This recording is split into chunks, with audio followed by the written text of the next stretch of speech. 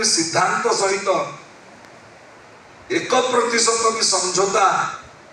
परिवार व्यक्ति नुहति पुरी गोवर्धन पीठर पीठाधीश आम समस्ते जानी तेणु तांकर जो संकल्प से संकल्प चरितार्थ हो एवं आमे तार साक्षी रहे यही उपलक्षे विशाल हिंदू सम्मिलन आयोजन 25 तारीख में गोवर्धन पीठर पूज्यपाद जगतगुरु शंकराचार्य भगवान रास्ता जोगी बाय रोड जहाँ आपण पाखे सरकारी मिनिट्स अरुण भाई दे सारी सतीश भाई अरुण भाई आम जी कोर्डिनेट कर गोवर्धन पीठ तरफ पंडित प्रसाद मिश्र अध्यक्ष आदित्य वाहिनी गोवर्धन मठ पुरी आज हिंदू माने संगठित नुहंती बोली कौन कौन दैनंदिन जीवन में समस्या घटुचे आपण माने समस्ते अवगत पूज्य जगतगुरु 3.5 वर्ष धरी भारत हिंदू राष्ट्र हो बोली संकल्प नहीं सारी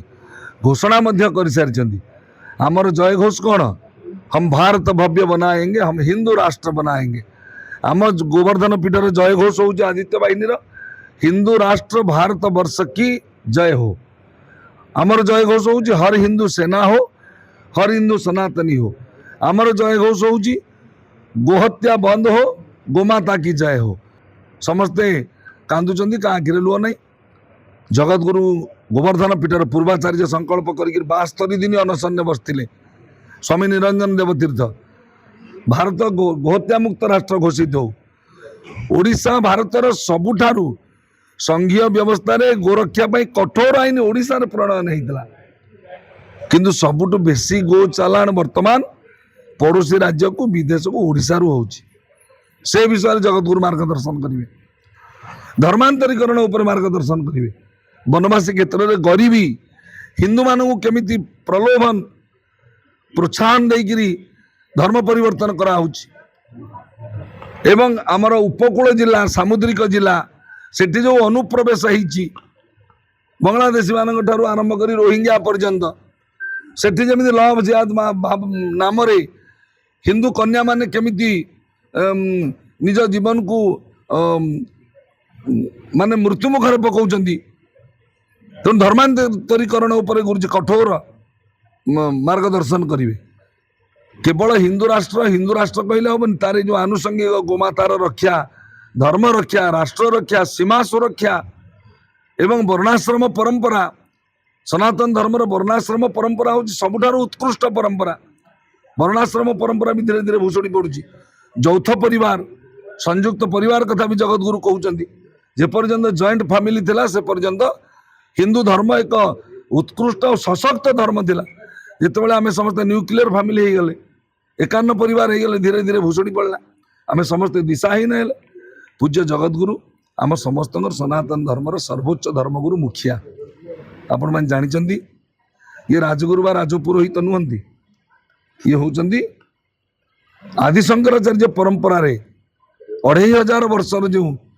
प्रवहमान स्रोत तार 145तम उत्तराधिकारी ये विलक्षण संत कार्यक्रम स्थान हूँ शैलेश्वर विहार दुर्गा मंडप पड़िया प्राय 10,000 लोकंर समागम पर आम अपेक्षा रखीचु पाग अनुकूल हो महाप्रभु जगन्नाथ आशीर्वाद करंतु महाप्रभु लिंगराज आशीर्वाद करंतु हिंदू अधिवेशन सफल हो तारीख हूँ 26 अक्टोबर जो 2 दिन पर आसूची संध्या 5 घटिया समय आपण मानू निमंत्रण करी तेणु सनातन हिंदू ता धर्मर धर्मगुरु को अति निकटू दर्शन कर शुण यहाँ आम समस्त भाग्य नुहे कि तेणु मुझे गोवर्धन पीठ तरफ आपण अभिनंदन जनाऊँ स्वागत करुच्ची समस्ते आपण मैंने एकाठी हूँ जय जगन्नाथ गुरु मु इंजीनियर प्रशांत आचार्य पीठ परिषदर महासचिव भाव दायित्व तुलाऊँगी गुरुजी मार्गदर्शन में आपण मैंने समस्ते जानी खुशी हे जे महाहिंदू अधिवेशन 26 तारीख दिन शैलेश्वर विहार रे अनुष्ठित होची सेटारे शंकराचार्य पौरोहित्य करिवे एवं जो 3 वर्ष हेलानी से भारतर 23टी राज्य रे राष्ट्र आध्यात्म धर्म उपरे गस्त करी जो हिंदू राष्ट्र जो स्वरूप बा प्रारूप देवे ताहा आज समस्त अपेक्षार विषय ସଂସାରର ଯେଉଁ କଳୁଷିତ ପଥ ଏବଂ ସେଥିରୁ ଉଦ୍ଧୁରିବା ଏବଂ ତାଙ୍କ ମାର୍ଗଦର୍ଶନ ତାଙ୍କ ଦର୍ଶନ ଏ ଭୁବନେଶ୍ୱରବାସୀ ଆର ସୁଯୋଗ ନିଅନ୍ତୁ। ଆସନ୍ତୁ ଆମେ ସମସ୍ତେ ତାଙ୍କଠୁ ଶୁଣିବା ଏବଂ ଆମେ ସମସ୍ତେ ଯେ ସନାତନୀ ହିନ୍ଦୁ ଏଇ ଏଇ ଏଇ ସମ୍ବାଦ ଆପଣ ସମସ୍ତଙ୍କ ପାଖେ ପହଞ୍ଚାନ୍ତୁ। ଶଙ୍କରାଚାର୍ଯ୍ୟଙ୍କ ମାର୍ଗଦର୍ଶନ ହିଁ ସାପେକ୍ଷ, ଏହାକୁ ସମସ୍ତେ ଅପେକ୍ଷା କରିଛନ୍ତି, ସମଗ୍ର ବିଶ୍ୱ ଅପେକ୍ଷା କରିଛି। ଆପଣ ଜାଣି ଖୁସି ହେବେ ଯେ ଏଭଳି ଏକ ବିଦ୍ୱାନ ଆମ ଓଡ଼ିଶାରେ ଶଙ୍କରାଚାର୍ଯ୍ୟ ହିସାବରେ ଏ ଧାମରେ ଅବସ୍ଥିତ ଅଛନ୍ତି, ଯିଏ ପ୍ରାୟ 250ରୁ ଅଧିକ ଗ୍ରନ୍ଥ କାହା ଉପରେ ନା ଧର୍ମଶାସ୍ତ୍ର, ନୀତିଶାସ୍ତ୍ର, ଜ୍ୟୋତିଷଶାସ୍ତ୍ର, ଦର୍ଶନ ଶାସ୍ତ୍ର, ଗଣିତ ଶାସ୍ତ୍ର ଏସବୁ ଉପରେ ରଚନା କରିକି ଆକୁ ସମଗ୍ର ଭାରତବର୍ଷରେ ପ୍ରଚାର ପ୍ରସାରରେ ଏଇସବୁ ଯେଉଁ ନୀତିକି ଆମେ ଭୁଲି ଯାଇଛେ, ଯେଉଁ ଦର୍ଶନ ଆମେ ସବୁ ଭାରତ ବର୍ଷର ପାଠ ଥିଲା